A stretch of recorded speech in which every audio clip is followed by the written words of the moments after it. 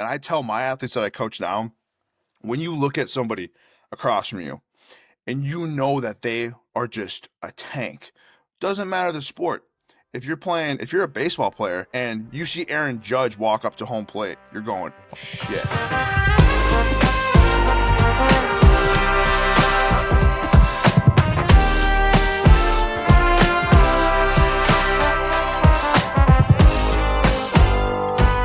On today's episode of the Left Hash Call, we have Drew Hahn. Drew is a former three-time All-Conference and All-Region defensive lineman from the University of Wisconsin-River Falls.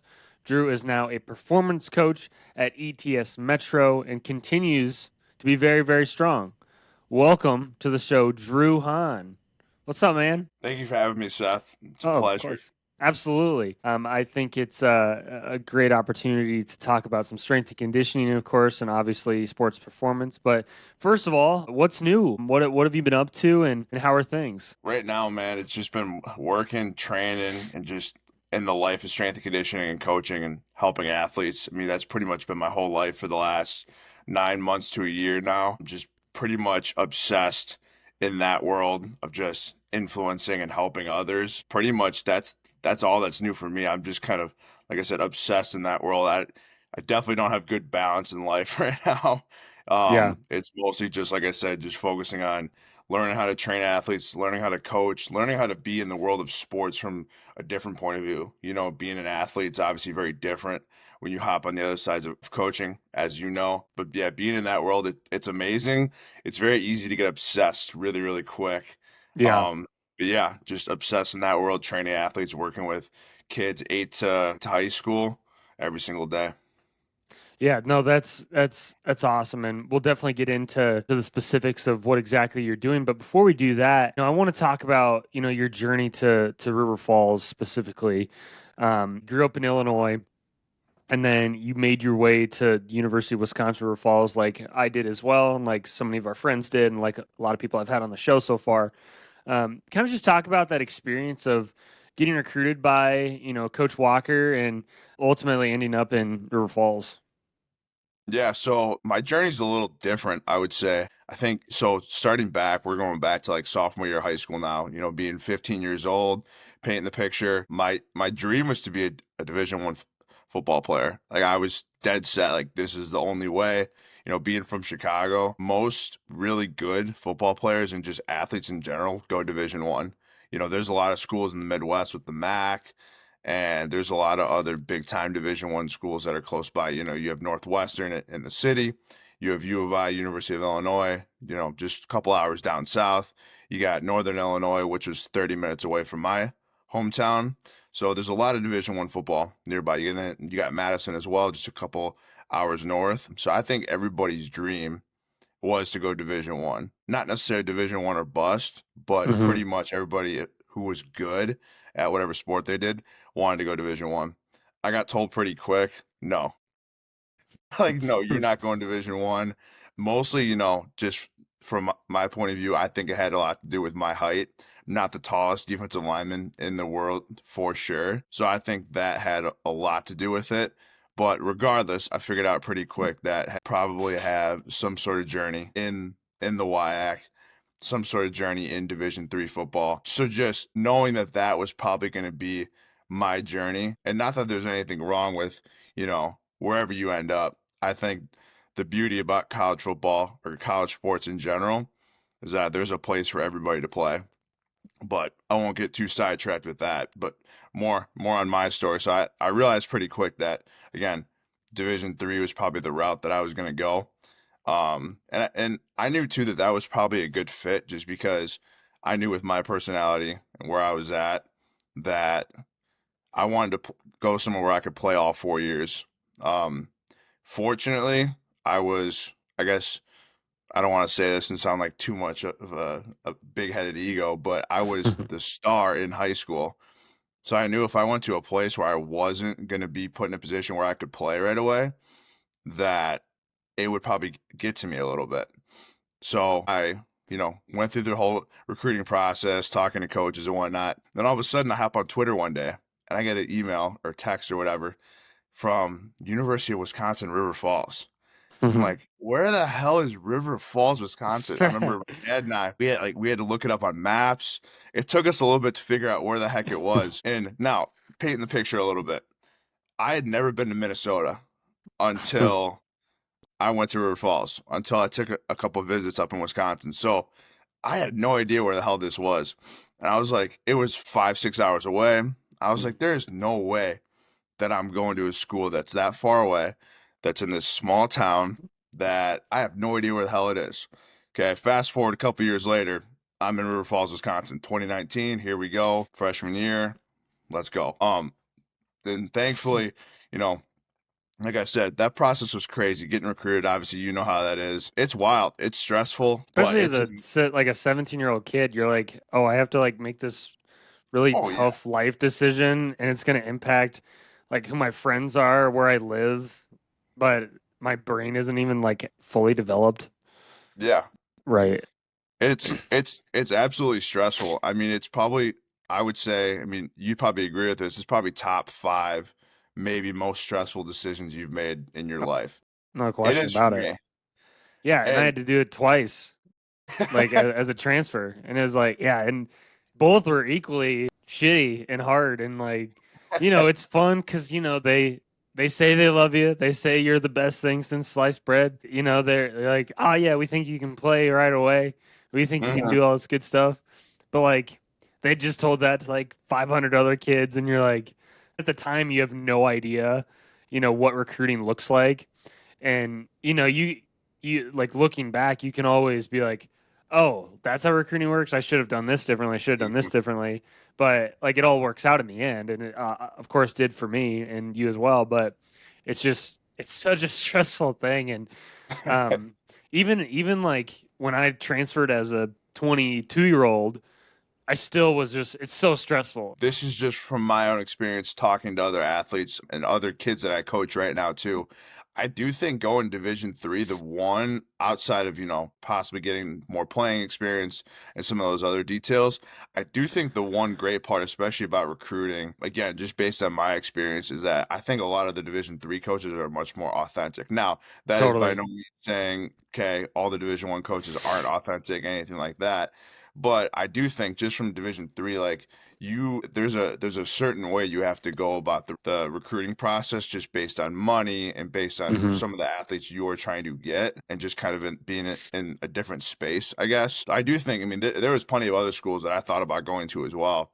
And heck, if it would have been for, having the right major, costing a little bit less, I probably would have ended up somewhere else. But I mean, like you said, it works out in the end. It really does. But it's just like I think about that all the time. I have a lot of athletes that will ask about my recruiting process Hmm.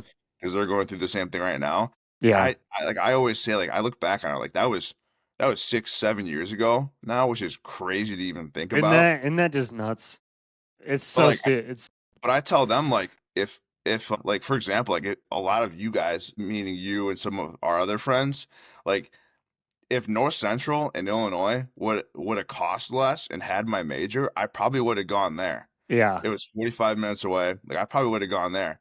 Heck, honestly, like, there were some other schools where I didn't go because I wanted to establish a legacy. That was another thing that I didn't get to touch on. But I wanted to establish a legacy. Like, there's some of these other schools that they're known for winning, which is amazing. Like, that's Hmm. obviously a great thing to be a part of, and obviously something you want to be known for. But I also think there's something to be said too when you can join a program that hasn't had as much winning. You can help turn it around Right. and then be known for winning. Like, that speaks a bunch of different volumes. Let's kind of dive into ultimately what made River Falls that place, because River Falls, I mean, it wasn't, I mean, even before I, you know, jumped on the ship, like it was not a successful program when it came to winning. What was your experience like, specifically with River Falls? I think the big difference, like, I'm gonna start off just from a recruiting standpoint and kind of just go from there because I guess that's sort of the beginning of the journey. So I'm gonna start there and then progress from there. I think with the recruiting, again, I mentioned that I think a lot of Division 3 coaches are very authentic in their approach to recruiting. However, I think with Coach Walker and some of the other coaches, I think that they have a plan, and that's not to say that other coaches don't. but it was very clear for me that they had a plan for me. Now, maybe that is true with every athlete, maybe that's not true with every athlete, whatever. But they had a plan in place for me. And I could see myself year after year where I was going to be. Now, obviously, there's a lot of variables that change, right? Like nobody knew that COVID was going to happen in Right. 2020 and, create chaos in the entire college football world. But they had a clear cut plan for me, and that was huge. Like I knew freshman year coming in, and again that's another thing. Like when you're coming in as a new recruit as a freshman, if you don't know what's going on, that's another stressor that most people don't think about. But Right.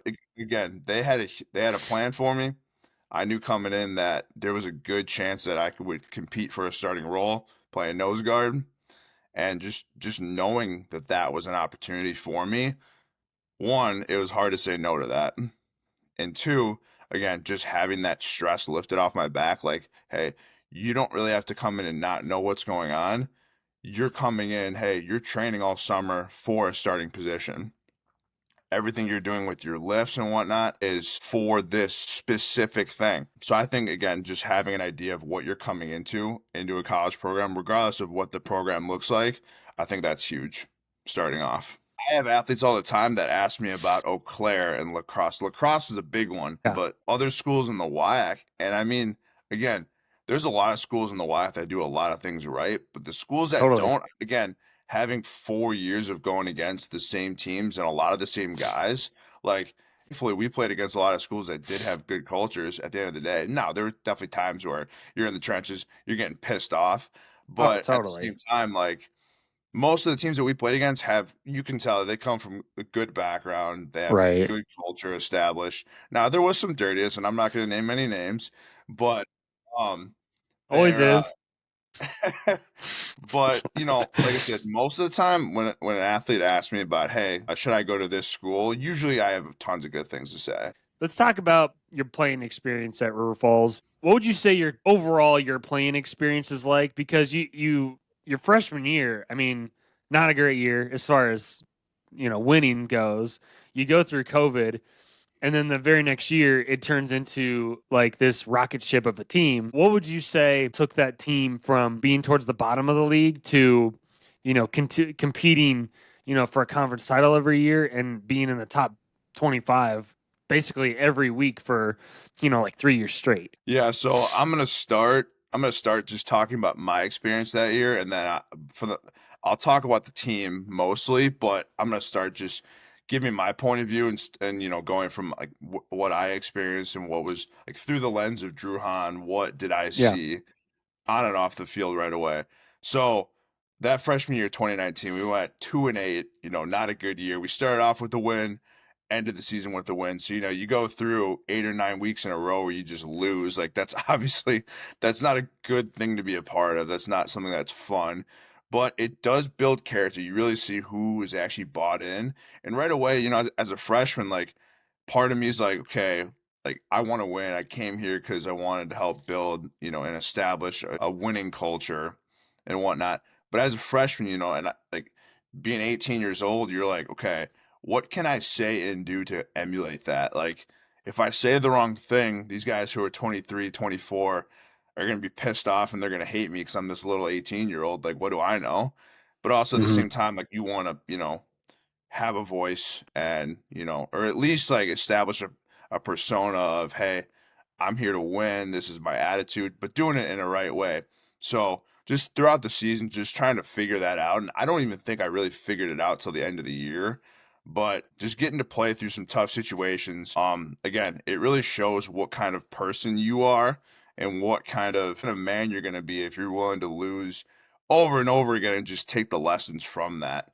Whether it's football or life or whatever. But I think for me, the defining moment for my college career was, I got to play in every single game. I was grateful for that. Technically, my first start was week 2 against Bethel, I think it was. I almost don't count that though because I literally played the first play and then got taken out. So I don't know if you'd count that as a start. I mean, technically, That's the start. You yeah. started the game. But I mean, that's one of those like, hey, you're the third receiver and you just happen to run trips on the first play and then you get taken out. after that. Like, okay, you started, but does it really count? Anyway, so my first legit start was against Whitewater. And if anybody knows anything about Whitewater from that moment in time, they had a stud on their offensive line. Big old Fuck. Yeah, Quinn I know where Miners, this is going. however you say his last name. Man, when I tell you, so I've shared this story to you. I've shared this story to pretty much anybody I played with. This guy, when I tell you, again, you know this, but I've been stronger than every single person I've played against. And I will argue that till the day I die. Except I blanking on his name. There's a tackle, same age as me from lacrosse. Dude was all American right tackle. He was a tank. But I'd argue I'm still stronger than him. Anyway, Quinn Miners, this guy, when I tell you, and granted, he's a senior when I'm a freshman, probably has me by about 100 pounds. When I tell you that I try to bull rush this guy, I couldn't, like, he just catapult my ass. I'm like, are you kidding me? Like, me?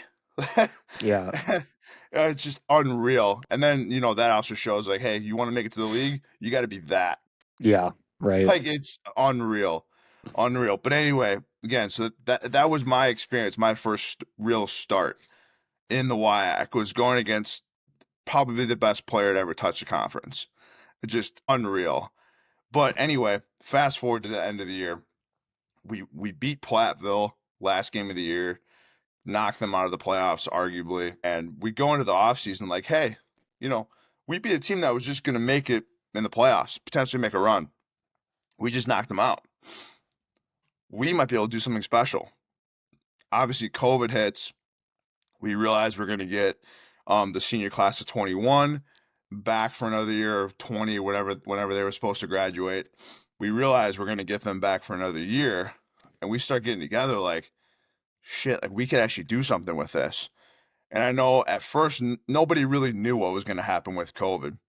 But knowing how we ended the year, understanding who we were getting back from a leadership standpoint, and then look, just the class that we brought into the freshmen of 21, just adding all that talent together. I mean, we had, again, seniors who shouldn't have been still playing, who were some of the best players to ever touch River Falls football.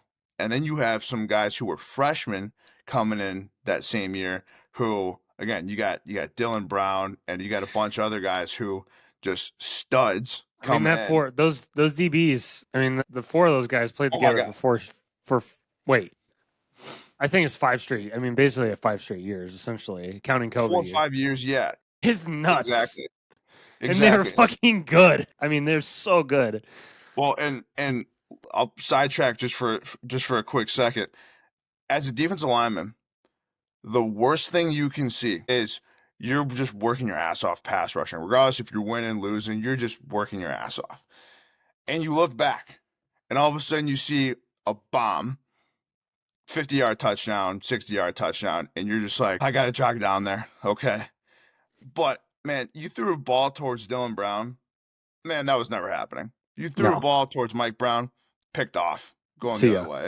You Yeah, threw a ball near Aaron. Aaron knew where the ball was going before the play even happened. Like, you Shuey and all these other, like, just complete studs. But anyway, sorry, sidetrack from the my main point goodness, here. it But is crazy. No, it is like this is a good point though. Like I still don't think that DB room gets enough credit. Like with Coach Wood, what he does, and those guys. Like I remember my first time on that campus. Like it was that 5 a.m. snowy, cold practice during spring ball, mhm. and I remember seeing like I thought it was a 7 foot tall corner, and then and then I see this skinny, short little dude playing corner on the other side, and I was like, okay, I'll throw against him, and then I see this dude just rob a hitch for 6. So like I'm like, okay, never mind, like.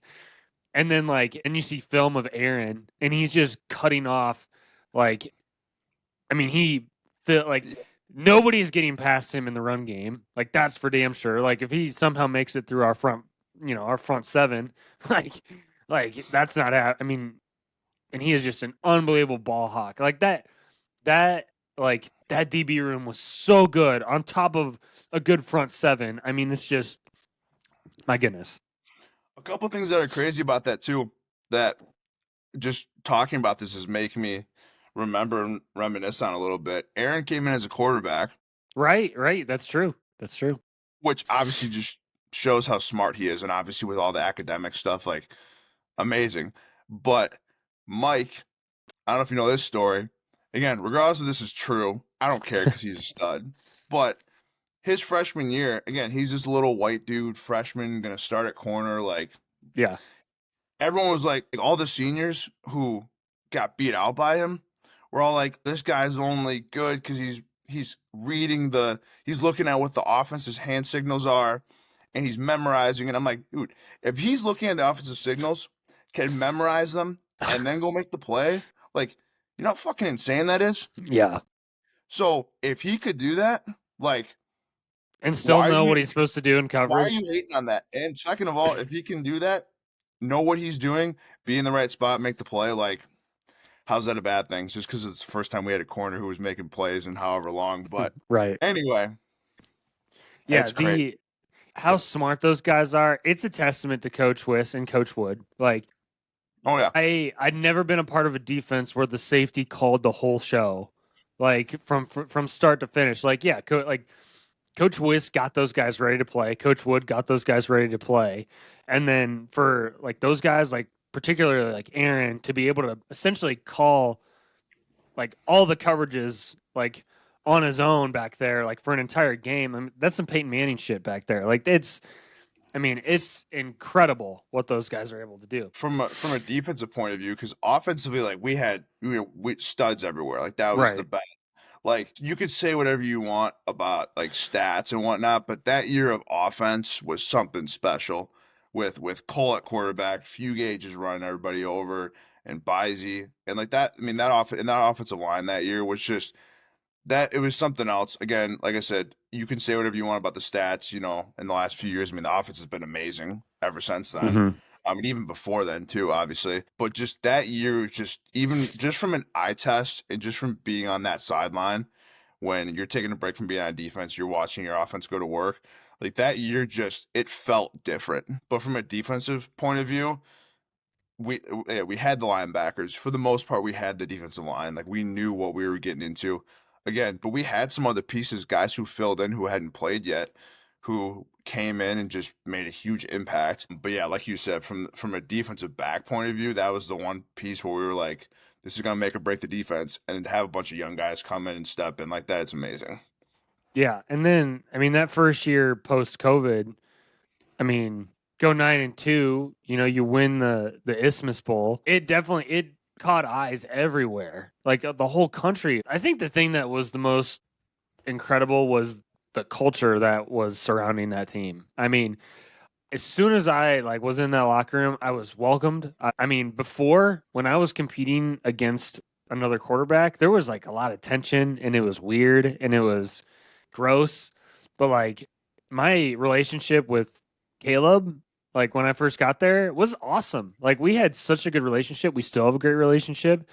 And like that's something that I never had with any other like quarterback room. Like that, like and that just shows because who's coaching the quarterbacks? It's Coach Walker.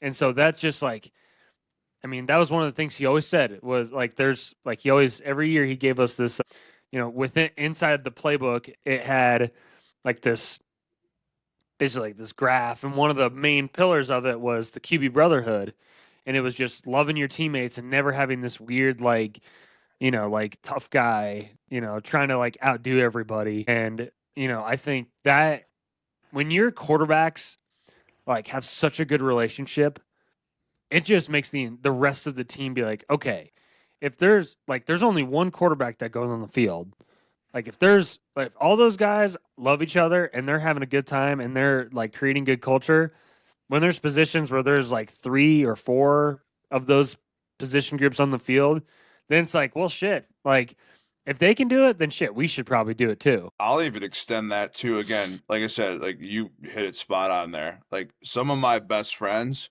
played offensive line. I was across from them, had a battle against them every single Yeah. day. And then again, like you said, like I feel like a lot of teams, the people you play with as in your position group, sometimes you don't want to be friends with them because you're like, if I'm friends with them, that's going to give them an edge potentially, or it might make them better and then that's going to make me worse. No, it makes everybody better. Because at the end of the day, it's not about you. It's about how can you make everybody around you better. And that's one thing I learned quickly at the college level was in high school, like you want it to be about you. You're trying to get recruited, this, and that. And obviously that's a horrible way of looking at it. But you're trying to get recruited. But you get to college, and if you think it's about you, man, you're wrong. You're wrong. And that Yeah. that was that was another thing. Again, I know I'm kind of getting sidetracked here, but that was something I had to adjust to really quick because in high school, like I was the guy. It was like if I wanted it to be the Drew Hahn show on defense, it could have been. It Hmm. was. We get to college, and that's not the case. I got one job. Right. Has to be a strong MFer, take on double teams, and win the line of scrimmage. Like I gotta do that so Steen and when I played with Frank, like those guys can win over there, and those guys Right. did the same thing so I could win. And it's like, but again, like Carson Steen is one of my best friends. He played the same position as me. Right. Like I wanted him to be great. Obviously, two different play styles, but I wanted him to be great. And same thing, the guys I played O-line with, like I lived with Klecker, I lived with Matt Patry and Sig. Like I wanted those guys to be great too. Like, yeah, I had a battle against them in practice. Like, yeah, if they look good, maybe it made me look bad, but at the end of the day, it made us all better. Right. And depending on the school you end up going to, that isn't always evident. Like that isn't always the case. I would say 99% of the people at River Falls knew their role and were going to execute their role to the best of their ability. Like even as a backup, like I knew my role. My role was to help Caleb, and my role was to be ready in case my number was called. Previous me, like 2018, 2019, even 2020, 2021, Seth, wouldn't have been cool with that. Let's shift gears just a little bit. Let's talk about Coach Wiss. What was it like having him as a coordinator? Because obviously he was on the offensive side of the ball, and then he moves over to the defense, and instantly that defense just transforms into freaking powerhouse. Let me backtrack half a step real quick. So he started as a defensive coordinator during COVID. Right, And as everybody knows, COVID was just a crazy time. But for me personally, just from my point of view, the entire defensive staff that I was with as a freshman left. right, Essentially, the entire staff gone. So, you're a freshman trying to get used to a new scheme, and all of a sudden, you work your ass off for 3, 4, 5, 6 months learning a scheme, and all of a sudden, boom, it's gone. And you're like, what? Coach West comes in. We obviously we didn't know what to expect. With him being on the offensive side of the ball, coming in being on the defensive side of the ball. And again, I'm still a young guy, so I'm like, what do I think? Like, how am I gonna fit in? All this stuff. And right away from day one, we're like, oh, this is legit. Like, we're gonna go places with this defense. It was awesome. Just the intensity, just being in the meeting room being in the large studio, having everybody in there wearing the stupid masks and stuff like that, having everybody in there, like we knew right away, just the intensity of the meeting was different. And it just, like I said, right away, just the feel of it. I mean, I'm getting goosebumps again, just thinking about that first day, him coming in, and just the tone was different, but also just from a learning standpoint, like we learned so much about the offensive side of the ball from playing defense because of how his mind works and where he comes from that we learned football from a different point of view. It wasn't like, hey, we're going to play defense this way and here's why. It's like, no, this is what the offense is going to do and this is how we're going to defend it. your career started to shift a little bit as far as what you wanted to do, with your career path, and we'll get into this a little bit with why you ultimately wanted to get into this, but you had two different strength and conditioning coaches, and arguably two of the best strength and conditioning coaches you could ask for, in college football. What was it? What would you say were the main differences with Coach Pata and Coach Anderson? Before I even say anything about the differences between the two, anyone who's been around either one of these guys knows, like you said, that they're both great strength and conditioning coaches. Both go about it very differently. Absolutely, Even just yeah, even just their their physical stature, two very different guys. Two very different guys. But yeah. they're both very knowledgeable. They're both really great at what they do, and I love learning from both of them. But obviously, having Coach Pata for 4 out of my 4.5 years there, there's a lot that I learned from him. Just how he approached every day on the floor coaching. It was more of a, hey, like, I'm here, let's fucking go. Like, it's time to Right. train. It was more, and a lot of coaches, again, I'll probably dive into this a little bit more later, Yeah. but a lot of strength and conditioning coaches, are a little more on the, hey, like, we're training to be good at the sport. Whereas Coach Pat was like, no, we're here to fucking train. Like, he was Right. old school, like, let's go. Like, this is whatever you have this day, this is the thing for the day. Just, again, the way he went about it was, as an athlete, purely as an athlete, like, you wanted to train. And again, maybe that's just me being as into it as I am, but like, you walked in the door and it was like, it's go time. Like, your mind for that 2 hours better be about, how do I get my body in the best place mentally, physically, to train, to train well, and then to impact others as well. I would say though, and then looking at Coach Anderson, he's a little quieter than Coach Pata, but at the same time, he'd be so insightful every session, and Coach Pata is too. But just, again, he's a little more, I guess I would say, on the relationship side of things. I would Yeah. say, if you're looking at a distinguishing difference between the two, both were good at that. But I would say Coach Anderson, that's his way of coaching and training, is a little bit more on the building relationship side of things.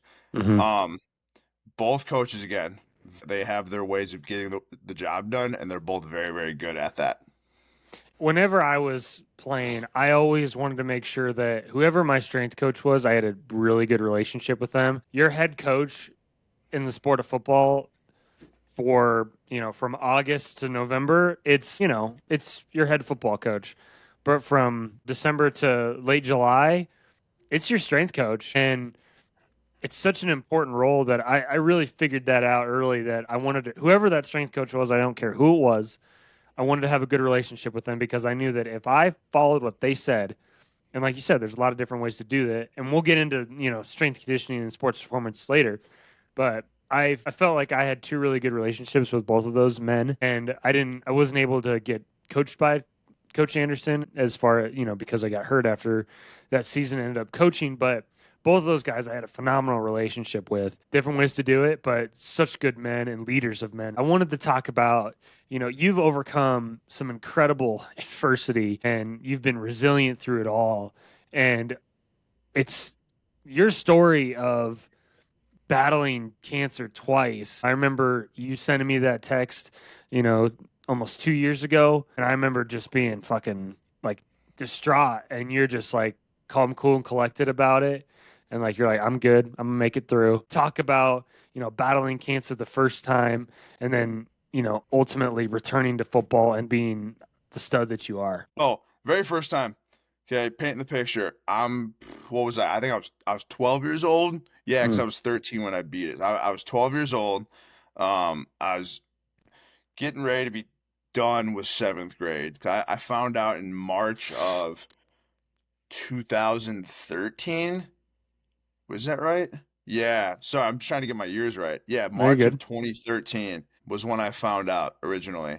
I was 12 years old, barely even knew what it was, for being honest. Like, didn't really, my mind was just thinking about playing sports and playing Call of Duty. Like, that's all that my mind was focused on Yeah.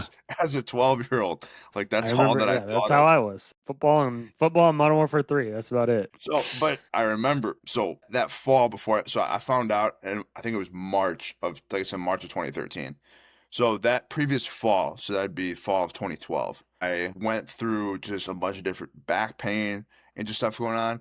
And my entire life, I've been the athlete where, like, I don't get hurt very often. Hmm.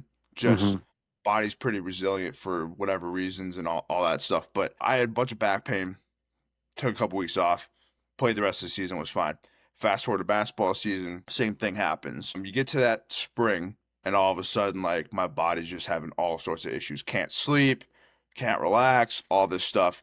We figure out why, obviously. So then my treatment regimen was basically, okay, you're gonna go through 6 rounds of chemo, no radiation, none of that other stuff. But it's a week in the hospital, 2 weeks off, week on, 2 weeks off. And for the most part, goes pretty good. Like honestly, not too bad. Again, I lose my hair, all that common stuff that you see from everyone who goes through it. But we hit, and actually, before I say the bad part, the good part is after the first couple rounds, I'm still playing pickup basketball tournaments on the Hmm. weekends. Like I'm still active. Like everything's fine. Like again, you would see me and not know, except if you looked at my head, you would know, obviously. But we hit about, I think it was after my third or fourth round, something like that, getting fairly close to the end. Spike of fever, everything goes bad. That's when, like, you look at a kid and you're like, he's going through something. Everybody knew at that point. Hmm. That was when, like, I started looking really sick, like it was bad. Be honest, like, people who don't know this, again, a lot of people know about cancer and they know some of the side effects and whatnot. But one thing is your immune system's fried. You can't fight any sickness. You're not supposed to be around any other people just because of what it can do to your body. You can get something and it can kill you. And that's almost what happened is I got a fever. I was sick, transferred me to the ER, spent about just another week after spending a whole week in treatment, spending almost another week in the hospital fighting this off. So again, I beat it. We're all good, but it was really bad for a little bit. Beat it. We're all good. But the whole time, the one thing that kept me going was football and being able to be around my friends, play football again, all that good stuff. And I remember, so when I beat it, it was July before my eighth grade school year. I told my dad, I really want to play football this year. Can you let me? And my dad was a coach for 20 years, loves football more than me. Heck, he loves coming to my games more than I love playing. But he was like, if you can do 10 push-ups, I'll let you play. I think I did about four. Like my Mhm. body was so weak. It's just so that whole year. But he's like, listen, he's like, this is where you are now. He's like, where you're gonna be this time next year. He's like, we'll get you to be playing varsity football in a year. He's like, I'll show you what the weight room is. I'll show you, and that obviously led to a bunch of other stuff. He's like, but just give your body time to heal. I'll show you what the weight room is. He's like, we'll get you there. Fast forward to that next year. It was about a month or two before summer football started in June. My dad shows me the weight room. Drew, this is what a squat is. This is what a bench is. All this stuff. Got me lifting, got me training. Had that just drive of, what your body was at its weakest point. Don't ever let it get to that again. Yeah. Don't ever let it get to that again. And that was my biggest fear, was being weak and being in that position where there's nothing you can do about it other than just fight. So I trained my ass off all of high school, just having that in the back of my head. Don't be weak. Don't be weak.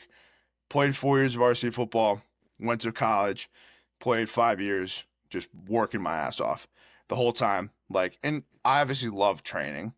It was what got me out of my weakest point. That was the big reason why I fell in love with it at first. But fell in love with it was like, that was always my biggest fear, was being that again. So everything I could do. Now, obviously, I didn't eat perfect all the time. Obviously, had some fun where, maybe not putting the best stuff in my body all the time. Okay. But everything I did was like, let's never get to that point again. 3 weeks, and hopefully this is okay that I'm transitioning into this next point. No, of course. Three Yeah, weeks absolutely. after, 3 weeks after my senior year of football, I start getting sick. I never get sick. Never. So for people who know me, you know what I'm about to say. And I'm calling my parents, like, look, they think it's bronchitis. It's shit in my lungs. Like, something's wrong. And they're like, and like, everyone around me is like, no, you're probably just sick. And me in my head, I'm like, fuck, I know. Like, I know. Just had that, like, it's almost been 10 years, but I'm like, at this point, but I'm just like, I know there was something in my head that's like, I know it's worse. I actually was working one Sunday at ETS, and then all of a sudden, my eyes were yellow. One of my friends, she was like, you need to go to the ER. Like, something's wrong. Go to the ER, find out after a couple days, hey, you for sure have cancer again. We know your history. You for sure have it again. We just don't know what. And be mindful, this is after my 4 years of training in high school. playing football. 5 years of just working my ass off in college, playing football, doing what I thought was everything right. And then all of a sudden this. Finally, and again, everyone who's played college sports knows this feeling of you're done playing sports, you're transitioning into that next part of your life. You're emotional because you're done playing sports, but at the same time you're looking forward to that next step. And for me, I barely got a breather for being done playing football, and obviously Mm-hmm. the emotions that we all dealt with after that year, and then boom, this happens. So get diagnosed again, but at first they thought, and this is a story I haven't told a whole lot of people, but they thought it was pancreatic at first. Mm. And anyone who knows anything about pancreatic cancer is most people don't survive. So I was just like, I'm sitting in this bed. And I'm just like, holy shit. Like, you kidding me? Like, Yeah. I played football. I'm going to go work, train athletes, and now I'm not going to get a chance to do that. Find out, luckily, it wasn't that. It was what I had when I was 12 coming back. And first of all, that's a very rare case. Like, my doctor had to consult with other doctors, say, like, how is this possible? It's been 10 years. There's no way. Yeah. But it obviously was. So fast forward a little bit, go through a couple rounds of chemo. I have to do what's called a stem cell transplant. And basically, if you go through cancer multiple times, they do this because they don't want it to come back ever again. They don't want you to have to deal with this again. Um, that should change my life again. The chemo wasn't bad. I mean, well, not fun. Doesn't make you feel good. But this second part, man, when I tell you what, like from squatting 800 pounds less than a year before to I can barely get out of my bed to walk 10 feet to the bathroom, like puts things in perspective, into perspective mentally, physically. It kind of just, it messes with you. It's horrible, but it was 9 hours a day, chemo for a week. You deal with all the repercussions of that, and then you recover. And it's hell. It's horrible. It's god awful. But I told myself the whole time, and the hardest, I mean, obviously it was all hard. One of the hardest things was I don't have football anymore. I don't Mm. have this. Like, I get to go play football after this. And I think that killed me because, like, if, I'd almost wished that it could have happened a year earlier so I could have one more year of football so I could just go kick some ass. Because Mm-hmm. I was just pissed just because I had to go through that. Um, but going through that, finishing it, I knew that, hey, if I can do this again, and get to where I was physically from a strength perspective, there is no telling what I can do in my career, helping others, building resiliency. Like, a lot of people think what they have to deal with is hard, and some people have to deal with way harder things than me. So I'm not saying that nobody else has to deal with anything hard, but when you go through that, you beat cancer twice before. I beat it twice before I was 23 years old, before I turned 23. When you do that twice, just the opportunity of what you can do with your life mentally, you feel like the sky's the limit. And this was me talking. I was 240 pounds. I lost 50 pounds almost. I was the smallest I had been since a freshman in high school. Like, and that was me talking. We got done. I said, okay, like, what are you going to do? Are you going to sit here and just say, like, this sucks, you're weak? No, we go back to work right away, start training again, all this stuff. And here we are today, stronger than ever, pursuing my career, all that stuff. And it's just mentally, you just got to be resilient. Like, no matter what it is, you just got to fight. Like, if you Yeah. quit, like, it's going to beat you, regardless of what it is. Mentally, you just got to be stronger than whatever you're facing against. Regardless if it's a small obstacle on the field, it's fourth down, you got to fight for one play, or it's a life changing thing like that. At the end of the day, you just got to beat it. It sucks. It's not fair, but you got to fight. You got to put all your effort into that, and you got to win. It's that simple at the end of the day. But yeah, really, really tough. It's obviously shaped who I am today. Um, it sucks, but I wouldn't change it just because it's giving me that mindset of every day when I go to work. I say, what's the worst that can happen? God's given me a second chance twice. Mm-hmm. Like, you better go impact people. You better go make everybody else's lives better because you have the ability to do that. Oh, Man, it Made you the want to run through a wall or what? little bit. I my legs don't feel quite as sore from my run and workout yesterday. I tell you what, if I was doing what you were doing for your, running and all that stuff, whew, I don't know about that. My body's not No, built to do that. my yeah, but I don't feel like my 4 mile run that I'm supposed to have tomorrow feels very hard anymore. But it's absolutely just incredible story. I mean, the resilience. You probably played a good chunk of the season with cancer. There's a pretty good chance of that. And I was like, for you to play at such a high level while still, I mean, literally having cancer, obviously while not knowing it at the time, it's just like unworldly shit. Like it's. I thought you had already done crazy stuff like squatting 800 pounds and being, great football player, but like being able to do all of that while battling that, man, it's inspiring stuff, man. But let's take a breather. That was a lot to digest. But let's kind of talk about the transition now into your career and into the world of strength and conditioning, because at first you were going to be a cop, right? But that was Yep. kind of an original career path that you were going to be on. What kind of inspired you to take this career path in strength and conditioning? Why did you ultimately want to ultimately help others while also, training yourself and learning the most so that you can, help yourself be the best athlete that you can, and also, helping others and inspiring the next generation of athletes? Well, it's kind of funny that you asked that because I just got asked the same question like 2 days ago by a couple of my bosses. And so, yeah, originally I wanted to be a cop. Specifically, I wanted to be on the SWAT team and I wanted to be one of those breachers. I don't even know what the official position is called, but those big dudes that you see with the battering rams who knock down people's doors, like that's what I wanted to do. And everybody always says, Drew, you probably wouldn't even need a battering ram. You just run through the door. But that's what I wanted to be.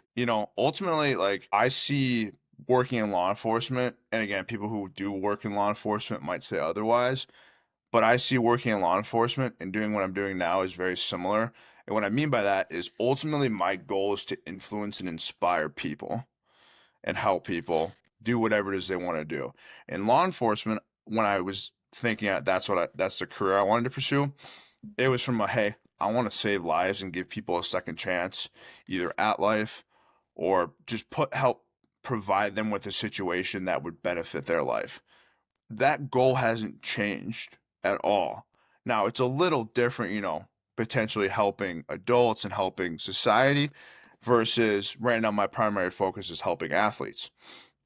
So obviously a little bit different of a population, different reasoning behind it and all that stuff. But again, at the end of the day, my goal is to influence and inspire people. And I realized during my college career that like I love training. And at first I was like, is this just a hobby? Am I just doing it because of football?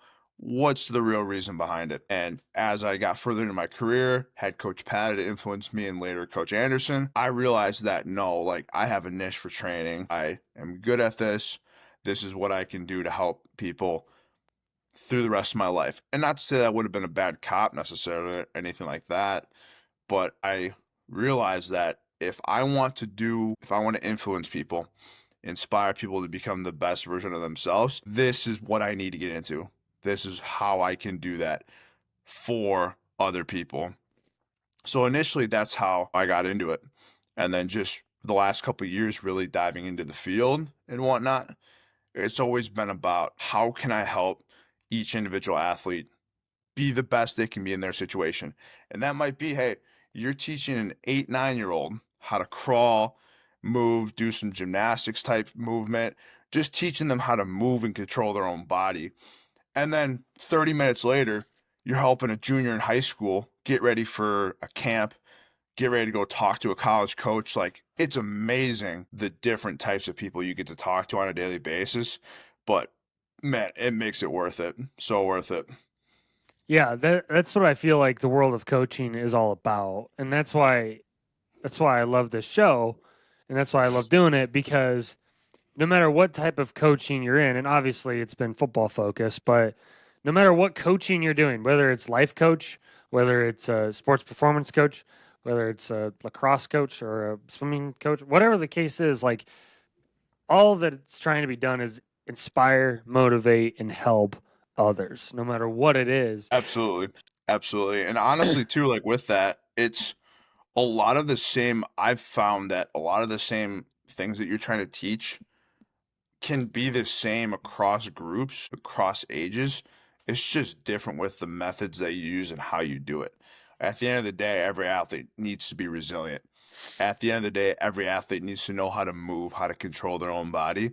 And then lastly, every athlete needs to be put in winning and losing situations because you're never going to have just one or just the other. I feel like it translates a lot to life as well. Some of the hardest lessons and the best lessons I've learned have been in the weight room, have been on the track, have been, not just on my field, like, on the field or, playing the sport, but I think learning like how to build yourself because it's like that in a measurable way too. Like you in strength, specifically strength, and also speed and performance. You get to actually see yourself getting better. Our last true off season, in football during the spring, like those like I will never forget those like 3 weeks we were working on eccentric squats and Yep. like that I will never forget all of us just like freaking PRing like every week in our workouts. Like it wasn't even max day yet. Like we were just I mean, I remember it would be like, you know, 3 seconds down and then and typically with this we were supposed to fail at the bottom and then our spots would lift it back up, but we weren't doing that. We were 3 seconds down like with our max we'd ever do and then we're getting it back up and just seeing that progress, seeing that progression is such a special thing that I don't think you get to experience unless you actually work on it and you actually go through it. Well, and with that too, so yeah, you're going into like and again, this is why I love Coach Pata's atmosphere so much. Again, because it was how are we going to get better this day? I know we touched on that earlier, but it was what are you going to do to make the best out of today? How are you going to get better today? And with all that super maximal eccentric training, like, yeah, you're not supposed to be able to get it up because, and obviously I won't get into the details of this, but your body's way stronger eccentrically than it is concentrically. So yeah, you're not supposed, if you have 105% of your one rep max and you're loading it eccentrically, you're not supposed to be able to get that up. But we would get into that mindset of, hey, like this this MF is going up. Like we would just I still remember that. And that was the best training period that I've Mm, ever been a part of in my life. me too. It's we'd all talk to each other like this is going up. Like Right. there's just like we're gonna make this so difficult that we'll get to a point where it won't go up. But right now, like we're not there yet.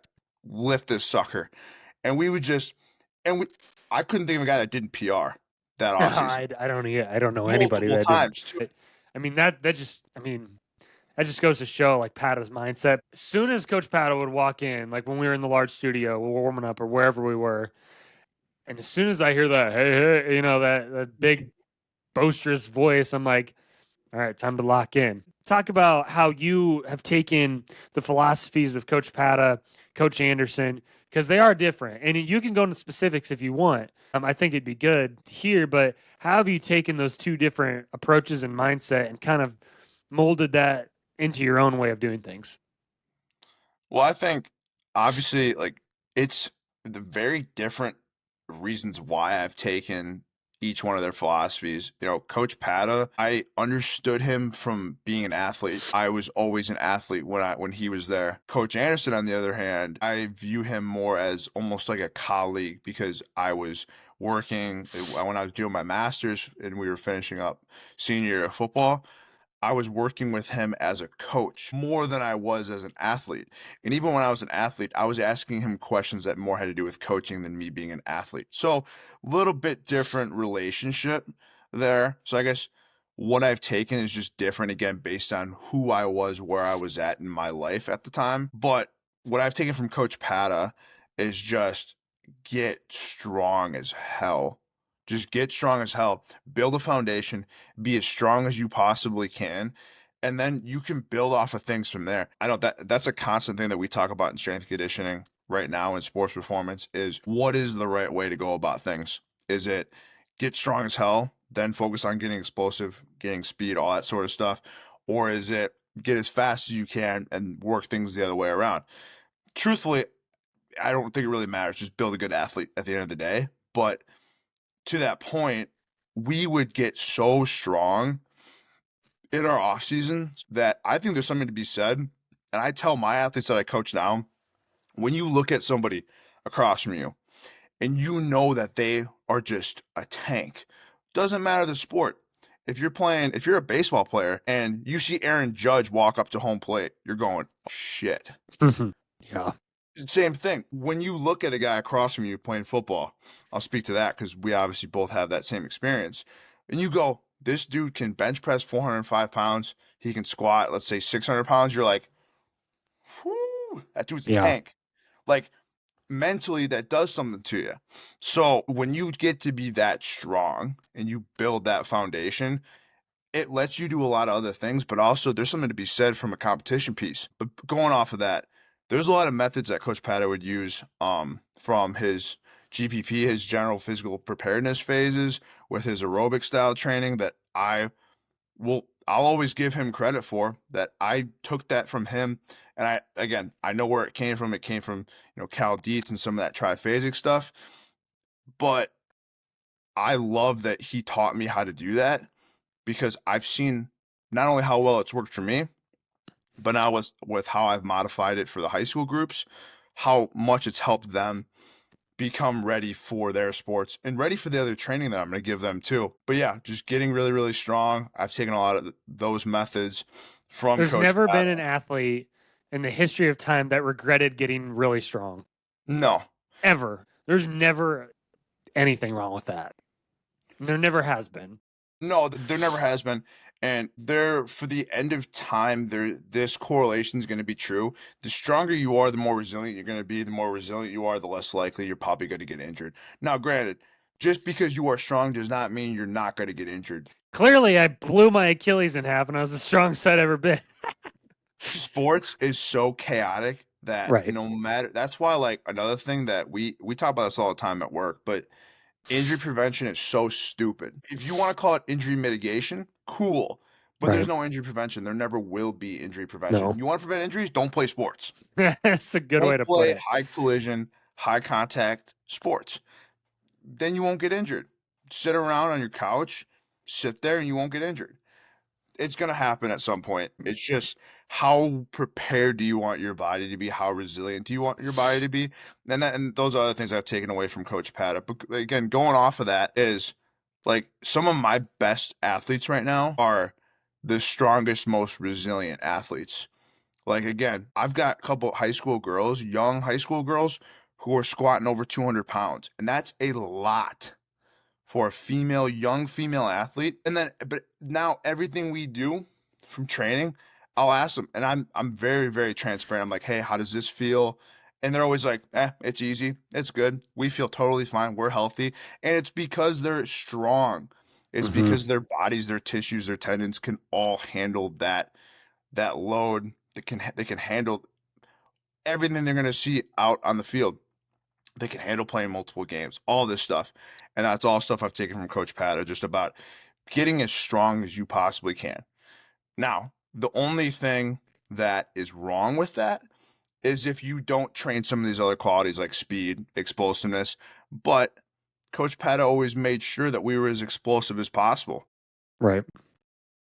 I would say the one other thing that I will always take from him is the foundation of being explosive and the foundation of movement comes from your ability to jump. Like, name one good athlete that couldn't at least jump and move and be explosive from that. I guess I don't even know what you want to call that. Just from like a natural like jump stance position. There's not like all the big guys that you see go pro, the guys who are weighing 300 pounds, jumping 32 inches. Like, again, you want to be a really good athlete, learn how to jump. And Right. I took that from him. and applied it to my own career, but then now applying it to my athlete's career.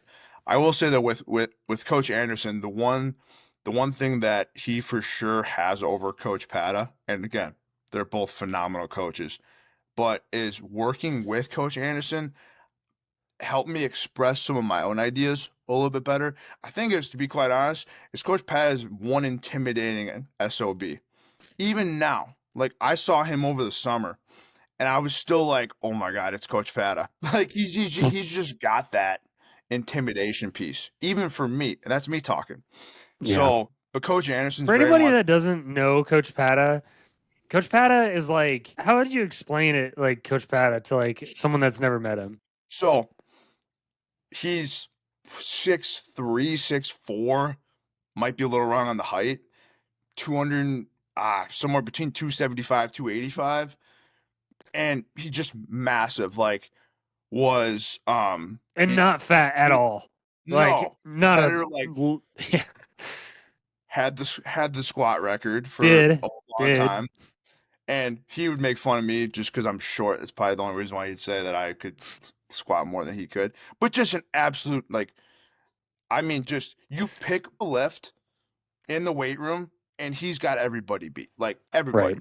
I mean, do his bench press, and I think he told me like 500, at least 500 pounds in his prime, probably more, wouldn't surprise me. But just absolute, just and bald, no Very beard, bald. but has a jawline, like just oh my God.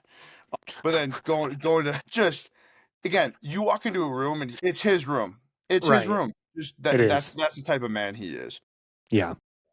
But I still look up to him. Still, a lot of stuff I do is from him. But going towards the Coach Anderson route a little bit, I loved as a coach, and I think both coaches came into my life at the right time for my career and for my development. Coach Pata kind of laid the foundation for me, kind of just brought that intensity that now I take with me with my coaching. But then Coach Anderson came in at a point where I felt like I had some of that foundation, and now I could express some of the ideas that I had. And he was much more, hey, like, let's collaborate. Tell me what you got. Like, I'll be like, he's very, very humble, very open. He likes your ideas, even if it's might be a stupid idea. He'll talk with you about how we could implement that, maybe change some of the parameters, and whatnot, just to make it better. But he's such a great coach to work with. If you're a young strength coach, or somebody who wants to get into sports performance, I mean, he's probably the best person to learn from. Again, just because he will give you that confidence, even if you're a confident coach going in, he'll make you feel more confident. He'll make you feel Yeah. better about your own ability. He'll make you feel better about what you bring to the table, and he lets you be your own coach. He's got his way of doing things. He knows how to shape other people, but at the same time, he wants you to be your own coach. He gives you the freedom to use your own ideas and use whatever is going on in your head. He allows you to do that on the floor. Now, if you make a mistake, he's going to tell you afterwards. But again, the one thing that will always resonate with me is he said, if I'm putting you into leadership positions, if I'm putting you in a position to coach other athletes, I obviously trust your ability, your knowledge.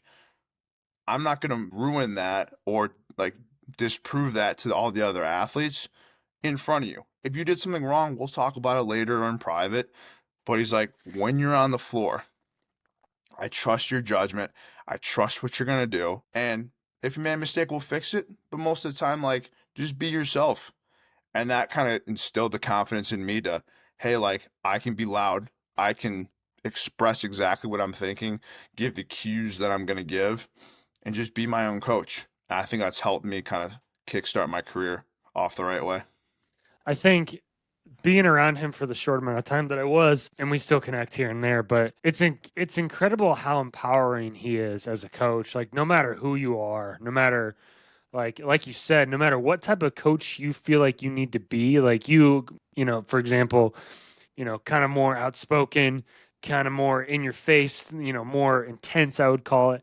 But then, like, let's say, you know, you're not. Let's say you're, you know, you're a little bit more reserved. You're a little bit, you know, but you're, you know, you're still executing the way that he wants things to be done.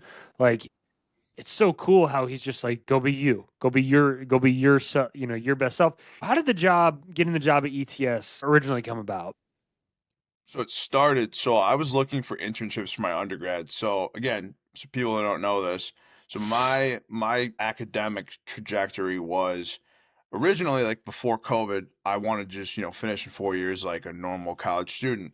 Once COVID happened, I knew that my career in some way, shape, or form, or my academic career was going to change. So I don't even remember when I figured this out, but I knew getting into strength and conditioning, I would probably have to get my master's. At least that would be smart. Even if I didn't need it, that would be smart to have it so I didn't have to go back to school. Hmm. So I finished my undergrad spring of 23, which is when I would have graduated if it wasn't for COVID and extending my football career. So then I started my master's program the fall of 23. Trying to make sure the year is right. Feels like forever ago. But I started at the fall of 23. Um, and that lasted up until this previous summer, so summer of 24. So just to kind of lay the foundation there. Um, when I was before my last semester of undergrad, so fall of 22 into the spring of 23, I knew I needed some sort of undergrad internship to have enough credits to graduate. So that being said, I was looking for internships. Didn't really know if I wanted to, my dream was to be a Division I strength coach at the time. However, I didn't know, do I want to get this internship in the private sector, college sector? I didn't know where I wanted to go. So all of a sudden, we get to practice one day. It was either in the fall. No, it was in the fall. We get to practice, and Coach Range, our defensive line coach, he was like, Drew, you ever heard of ETS? I'm like, who the hell is ETS?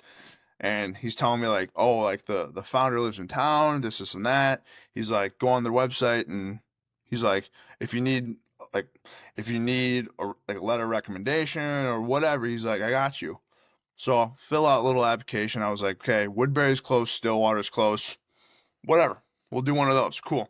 The director of the St. Croix location, who was ended up being my boss for a little bit, Derek, Derek got back to me the next day, went in, had the chillest interview of all time.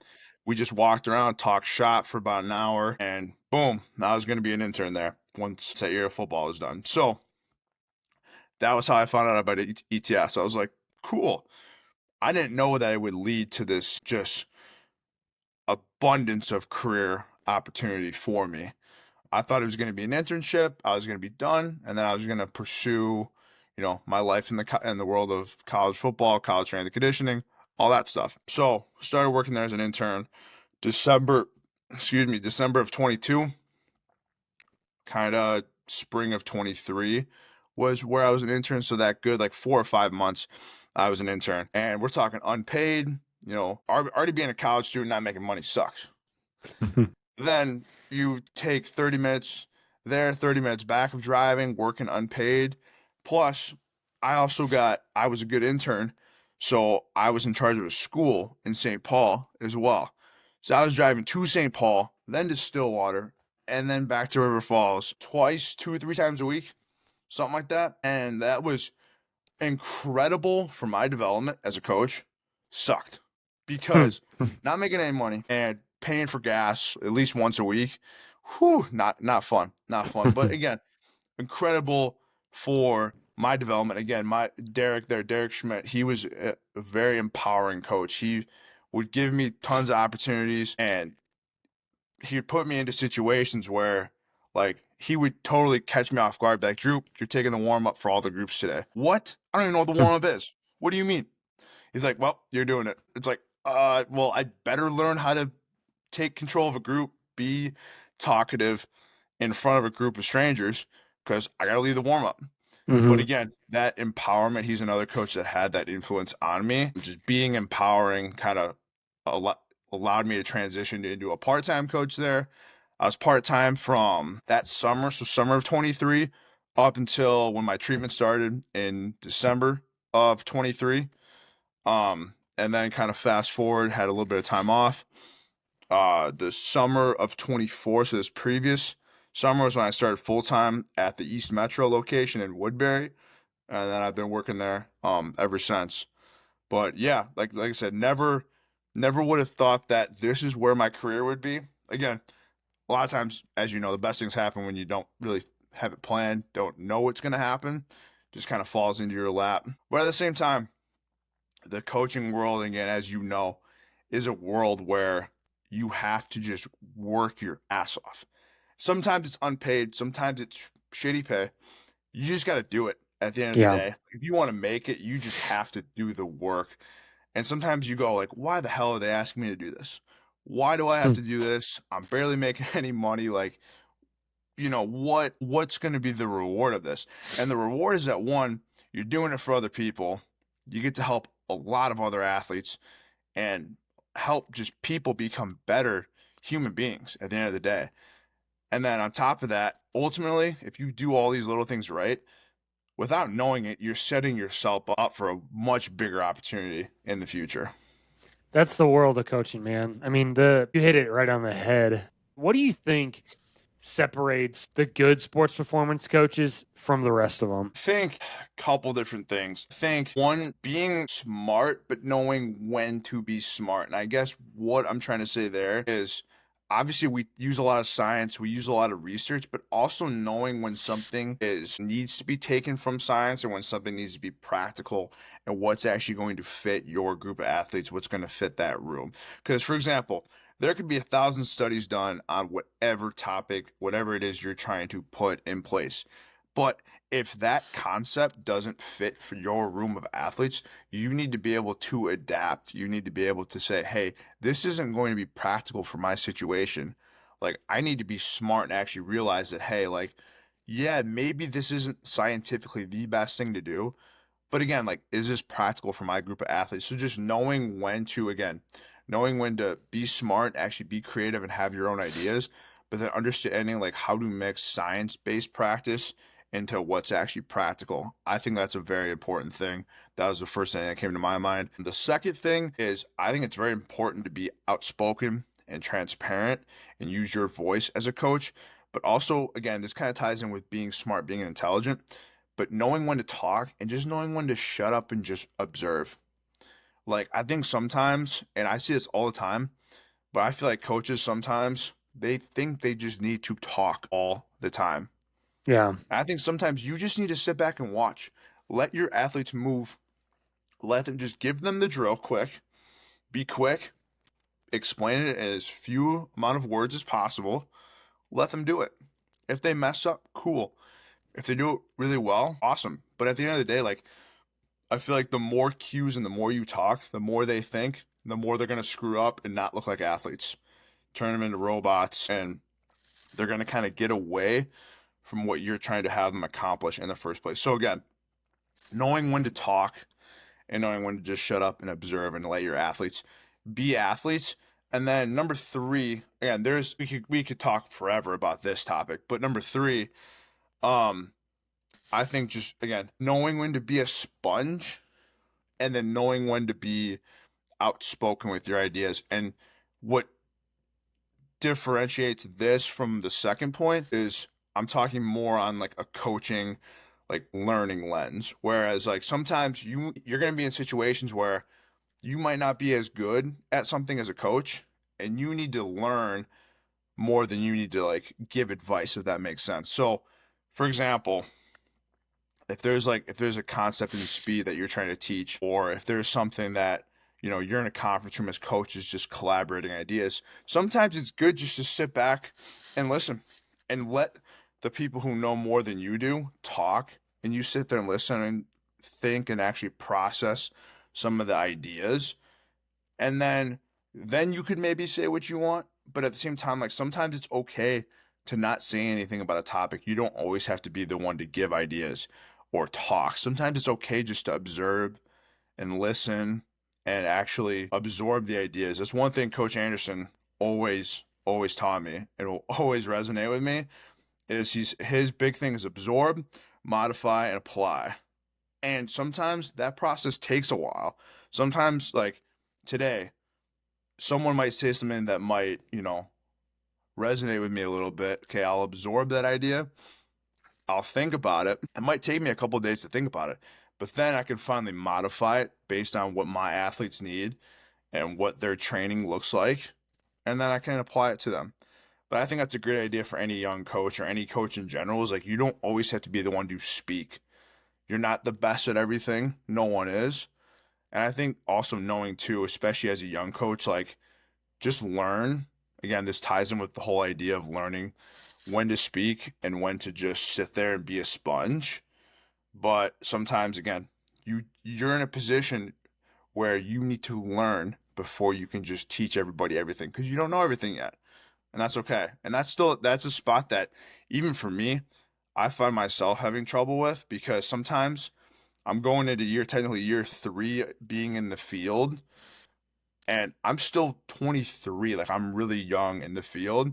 Sometimes though, like, it's really easy to say, "Hey, like I've got a couple years of experience. I know exactly what I'm doing all the time." But like no, sometimes you're in a room where everybody knows more than you do. So you just need to sit back and be like, "Okay, on this topic, I'm going to listen, absorb, and then I can actually apply it later."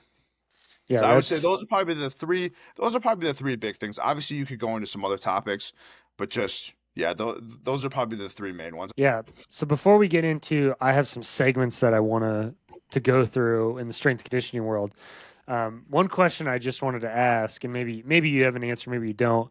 If you could train any athlete in the history of planet Earth, who would it be? And maybe you got a top three, and who would it be and why? So I was thinking about this one for a little while. This one's hard. This one's hard because again, my world of coaching is it's not just football. It's Mm-hmm. not just any one particular sport. It is everything as a whole. So I'm gonna kind of go a couple different routes with this one real quick. I'll try to be quick. But I would love to get like a professional athlete who's been injured a lot in their career, see what they did in high school, see like what performance training they had in high school and college, and get them before any like major injuries happen. Like just not even anyone specific, but just take someone where you're like, oh, that guy could have been great if it wasn't for this, and just see what they did. And like, I'm not saying you could change anything. Maybe they still would have blown out their knee or whatever. Yeah, Like, again, not anyone specific, but I think that would be a really cool lens because again, like yeah, that's interesting. they may have just done a ton of bodybuilding style stuff and they might be just tanks. They might be really strong, but they Yeah. never built any tendon or ligament structure or strength. And then they blew out their knee. Mm. So again, just that you could apply that with literally anybody. But I think if we're taking, I'm gonna go with two athletes here. The first athlete I would say that I would love to get a chance to work with is Aaron Donald. I'm gonna go with him because play the same position as I did, Yeah. and just an absolute machine in the weight room. Like I Yeah. know everyone sees what he did on the field. Everyone said like arguably the best interior defensive lineman ever. Some people would disagree with me on that, but anyway, just knowing that he could bench 500 pounds and some of the stuff that he does in the weight room, I feel like not only would it be just amazing to work with him, I would definitely take some stuff that he does and apply it Yeah. in my own training. Just with always having a willingness to learn and whatnot. And then going off of that, because like I said, he's obviously Aaron Donald, fast, explosive. Like that's one of his best attributes is his fast twitch and just quick reaction time. But the fact that he's stronger than everybody else as well is just Yeah. incredible. Um, I'd say he's probably my number one. That first scenario I think is very interesting, but I think if you're just picking one athlete, he's Yeah. probably my number one. And then, man, I personally this world of bodybuilding, I'm not a huge fan of because I see what a lot of like young high schoolers take from that and Yeah. they just want to have their bodybuilding splits and stuff like that and it ends up just hurting them in the long run. Yeah. But one guy that I would love a chance to work with is a guy who was a bodybuilder, but at the same time, like he did a lot of stuff that wasn't bodybuilding esque. That's the GOAT Ronnie Coleman. Just Yeah. because from a pure Lightweight baby. and again, people could say like, well, he broke his back. Obviously, he did something wrong, and I don't think that's necessarily true. Like some of that is genetically, but Hmm. again, some of the stuff he did from a strength perspective, like again, there's the one beauty of sports performance is there's so many different worlds of training that you can take information from and apply it. And bodybuilding is no different. Like you can take stuff from that world. It might be less than what you could take from like track and field or any one sport, but I think like that would be a unique atmosphere to be a part of, especially like I said, from someone who like I believe in just getting as strong as you possibly can is Mm-hmm. always going to be beneficial. He was a guy that even though getting strong wasn't his world, that he was clearly the best at what he did, and getting strong was a huge part of that. Yeah.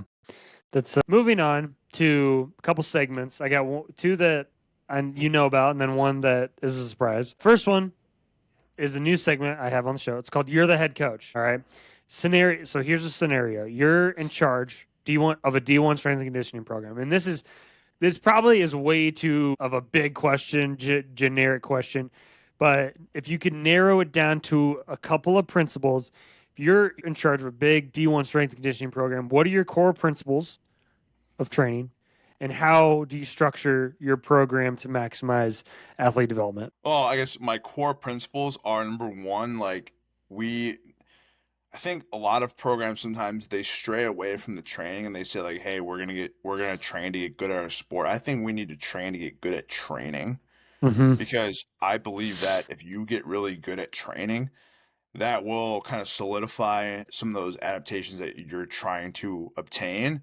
Because sometimes I think if you say, "Hey, we're gonna train to get good at this," well, why not just go do that thing that you're trying to get good at? Like if I, for example, if I'm trying to train, a football defensive lineman to get his first step on the field quicker, like why not just go out to the sled and work on your first step? Like why not just go do that?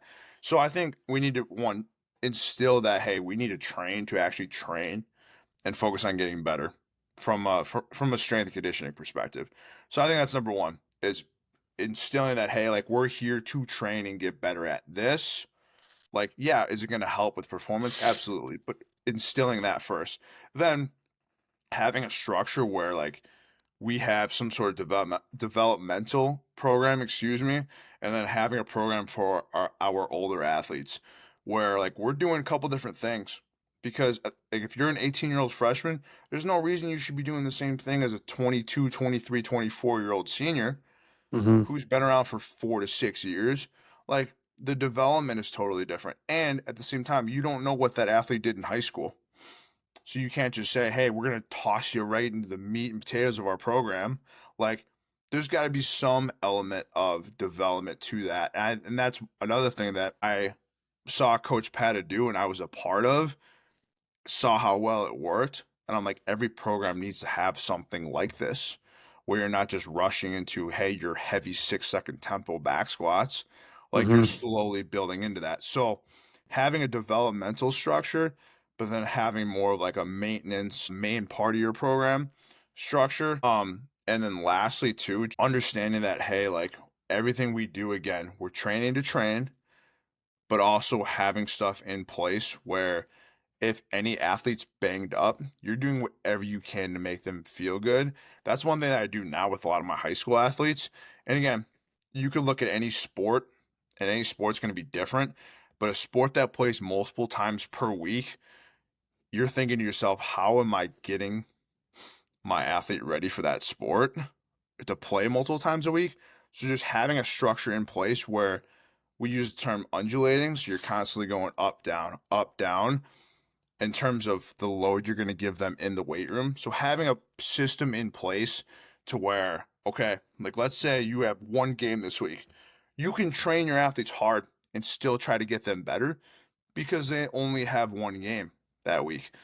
And again, ultimately that depends on when the game is that week, and that's going to kind of, then correlate with what you're going to give them. But if all of a sudden your team has 2, 3 games that week, you're not like, oh, what am I going to do? Like, I don't have this ready. No, you already have a system in place to where like you can just modify a couple things or take, you have a week long training plan and you say, okay, we're just going to shift some things around. And it's an easy change because you're already ready for that.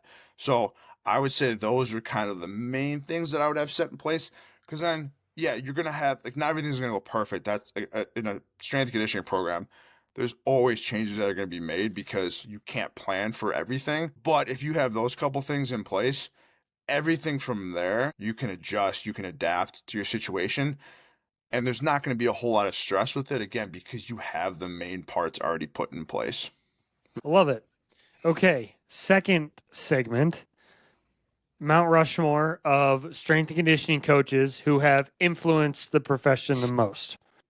Oh man, this one's hard because there's so many. I would say, because again, you could go a couple different routes with this because I think ultimately it depends on what you want to do. Um, and again, this is hard because like sometimes you could go the route of influencing the profession, but you could also go the route of influencing you in the profession. Yeah. I would say, just to try to keep it as simple as possible, I would start with Cal Dietz, just Okay. modern day, because a lot of what I see other strength and conditioning programs doing is some sort of triphasic method.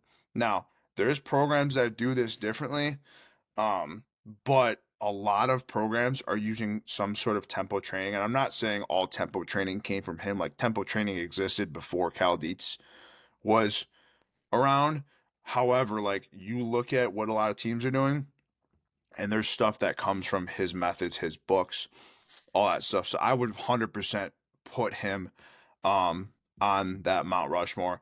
Louis Simmons is another one who West Side Barbell, for anyone who hasn't heard of him, if you are into training at all, if you like to train, look at what he does. Now, the only negative that I'll start with the positive. The positives with him is the intensity. Nobody trained, if you're talking about just from a pure training standpoint, nobody trains as hard as the West Side guys do.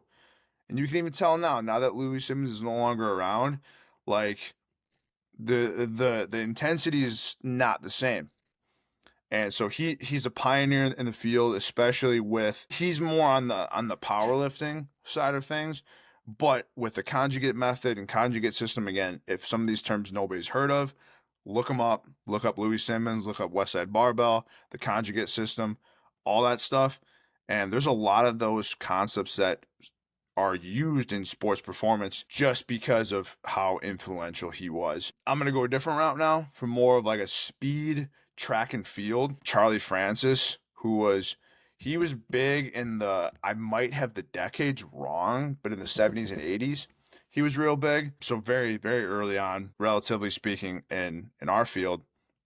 But in terms of speed development and developing athletes from a technical movement perspective, I mean he was the best. A lot of speed programs nowadays are all based off of stuff that Charlie Francis did.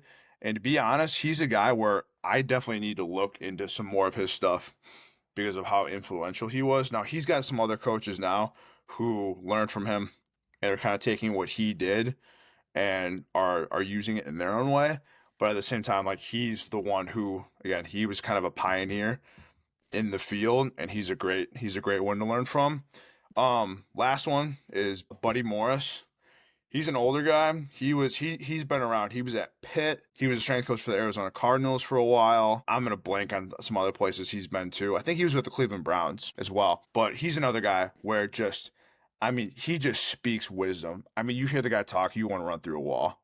And he's just talking about like the most basic things ever. But again, he's another guy where if you haven't heard of him, look him up. Buddy Morris, great strength and conditioning coach. I would say again, you could just I think Louis Simmons and Charlie Francis, I don't think anybody can dispute those two. I think those are two where like almost every single strength and conditioning coach should have those two on there. Again, from a strength, Louis from a strength perspective, Charlie Francis from a speed perspective, and then Buddy Morris and Cal Dietz is more for me, but also at the same time, like there's a lot of coaches, a lot of young coaches who I know that look up to both those guys. It's hard. Okay. It's hard to only say four guys, especially with how the field's growing. Like if you asked me the same question 10 years from now, I mean, I might have the same answer just from who influenced me and who I know is influencing the field. But at the Hmm. same time, man, that's a hard. Yeah, that is tough. Okay, this last segment is essentially yay or nay. So I'm going to give you a topic within the strength conditioning field, and you're going to say yay or nay. You can go into it if you want. Okay. Question. You can go. You can go into it if you want, but you can just no or yes. Cool. Yeah, just Cool. like yes, don't like it because it's dumb or whatever. Okay. Okay. First one, RPR. Yay. Okay. Max out every 6 weeks. Nay, I think 6 weeks is too quick, Okay. but maxing out often is not a bad idea. That's pretpretty quick. 6 weeks is Okay. quick. Weighted sled pushes year round. Yay. Okay. Because you can weight them differently. Yeah. Hang cleans in season. I'm gonna go with yay, Okay. only if hang cleans are a part of your program.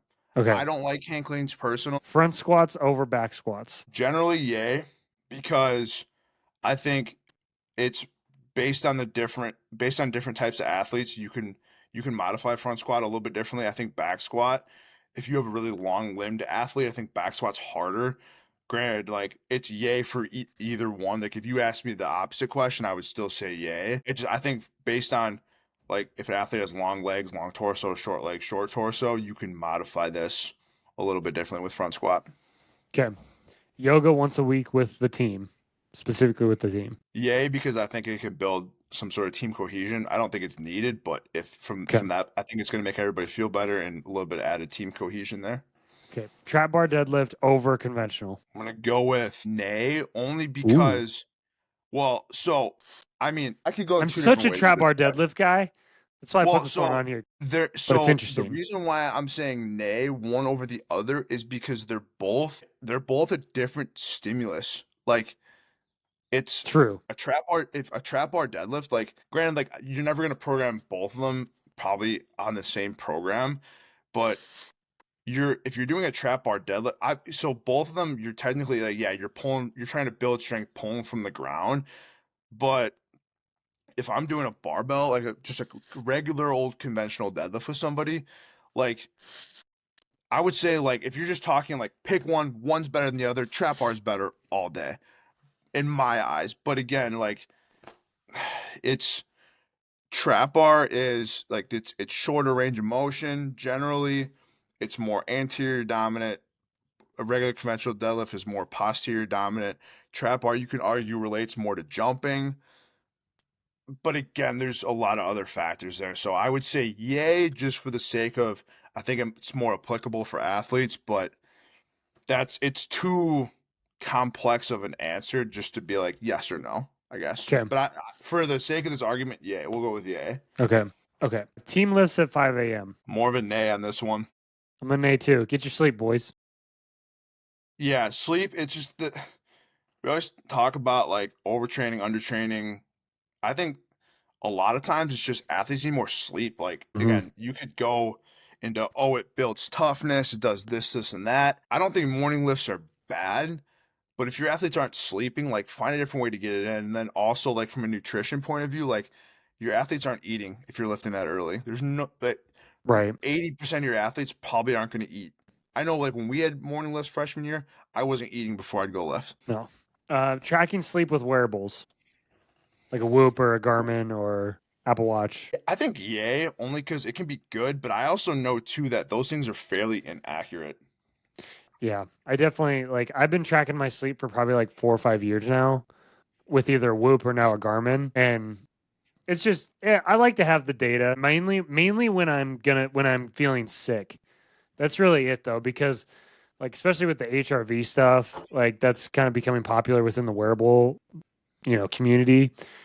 Like if my HRV sucks and it's way down, I can usually feel like, okay, I'm getting sick and I need to do something about it. Cause then I can ward it off pretty quick. But other than that, like I never really am like, oh yeah, I got 8 hours. So, but at the end of the day, I like to track the number of hours, but as far as the quality, you just never know with that stuff. Hmm. This is your segment though. So position specific lifts. I mean, uh, this is a huge one. In season or out of season? You're gonna determine that. I'm gonna determine that one. Okay, I'm gonna go with. I gotta choose one or the other. I'm gonna go with nay. I think Okay. it's just, I mean, I think that if you are, I think quarterbacks are the only exception. And I think just because the shoulders and the way that we're such pussies about stuff, I guess it depends. If you're a River Falls quarterback, you're going live in practice every day, so don't be a bitch. But like, if you're like, for me, when I was going through it, like if I did traditional bench press, my shoulders were just cooked. But this is all again. This is your I think question. it's less because at the end of the day, a squat's a squat, a bench is a bench. Like a bench Yeah, is a horizontal press, squats a vertical like lower body push, whatever the hell you want to categorize it as. Um, so like sure, like if like for you, for example, like if your shoulder's bothering you, okay, doing like football bar, Swiss bar, whatever you want to call it, might be better for your shoulder. But again, is that because you're a quarterback or is that because you as an individual needs that? sure, Like, so I think it's less about position and more like, hey, like let's get a program and then we can, because from a pure team structure, like it's hard to program for, in football, college football in this case, 120, 150 athletes. right, So I think like write the main program and then you can adjust based on the little population that might need some adjustments. Now, I think if you get to yeah, the point, this is the last point I'll get into here. I think if you get into the point with your program based on the athletes you have, where like you have all your quarterbacks who are having shoulder issues, you're having a certain position groups that you're seeing a lot of commonalities with, then I think maybe you go to that. But at the end of the day, like the stimulus is all the same. It's just sure, figuring out the best way to do it. I'm gonna go with nay just because again, it depends, but you could just as easily make an argument for the other way. sure. Okay, last one. Incorporating CrossFit into your workouts, CrossFit style movements. My workout specifically or just a Maybe training this one's plan in in general. general? In general, yeah.